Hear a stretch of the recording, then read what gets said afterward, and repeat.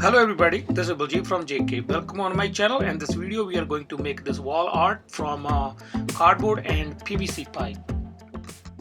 Hey friends, if you haven't subscribed my channel, please click on subscribe button, then click on ring bell button so you can get the latest video notification from my channel. To make this picture I use PVC pipe. To cut circles you can use anything. You can use a cardboard from a 12 paper roll or from foil paper. I cut PVC pipe 1/4 inch thick round.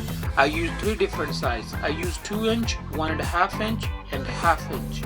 Then we need a glue gun and we need a cardboard, scissor and pencil. And the last thing, we need a picture frame. You can make with the cardboard, but I made one you can use from old picture. On cardboard simply we're gonna draw a tree and we're gonna cut with scissors, then we're gonna glue everything on a picture frame.